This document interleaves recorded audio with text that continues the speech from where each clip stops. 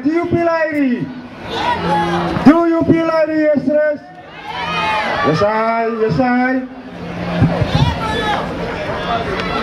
My name is Johnny Mash, also known as Jah Rootsman. I'm going to do some dub poetry for you from my latest CD called Breadman Chan.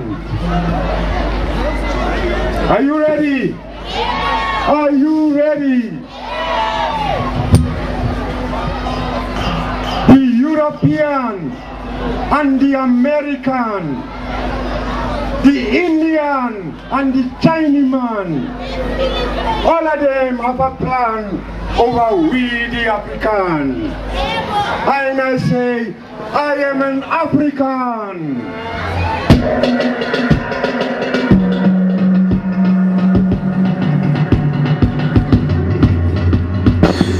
I am an African. I owe my being to the hills and the valleys, the mountains and the glades, the rivers, the deserts, the trees, the flowers, the seas and the ever-changing seasons that define the face of our native land. I am an African. My body has frozen in our frost and in our latter-day snow. It has thawed in the warmth of our sunshine and melted in the heat of the midday sun. The crack and the rumble of the summer thunders, led by startling lightning, have been a cause both of trembling and of hope. I am an African. The fragrance of nature has been as pleasant to us as the sight of the wild blooms of the succulents of the fell. The dramatic shapes of the dragonfly, the pearl-colored waters of the Lokoa, the feeling of the Kula, and the sounds of the Kalahari have all been channeled on the natural stage on which we act out the policies of the theater of our day. I am an African.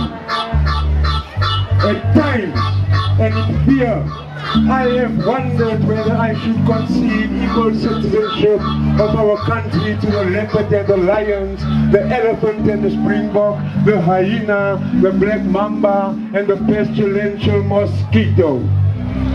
A human presence among all these, a natural feature on the face of our native land thus defined. I know that none dare challenge me when I say I am an African. I owe my being to the koi and the sun, whose desolate souls haunt the great expanse of the beautiful Cape. They who fell victim to the most merciless genocide our native land has ever seen. They who were the first to lose their lives in the struggle to defend our freedom and independence. And they who as a people perished in the result. I am an African. Today, as a country, we keep an audible silence about these ancestors of the generations that lived, fearful to admit the horrors of performance, seeking to obliterate from our memories a cruel occurrence which in remembering should teach us not and never to be inhuman again. I am an African. I am formed of the migrants who come from Europe to find a new home on our native land.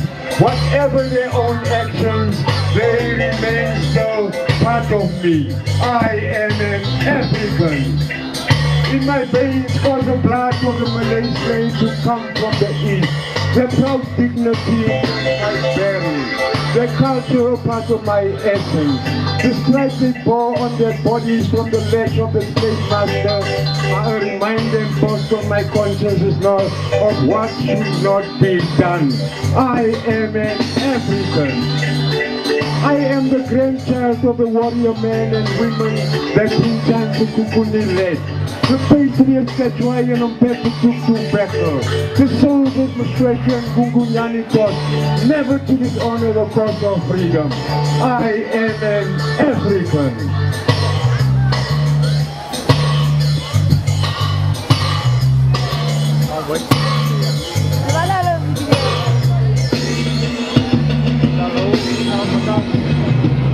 My My mind and my knowledge of myself is formed by the victories that are the jewels in our African crown. The victories we earn from Isandwana to Khartoum as Ethiopians, as the Ashanti of Ghana, and as the Berbers of the desert. I am an African. I am the grandchild who lays fresh flowers on the poor graves at St. Helena and the Bahamas, who sees in the mind's eye and suffers the suffering of the simple peasant folk. Death, concentration camps, destroyed homesteads, a dream in ruins. I am the child of Nongla Wutse. I am he who made it possible to trade in the world market in diamonds, in gold, in the same food that my stomach yearns. I am an African.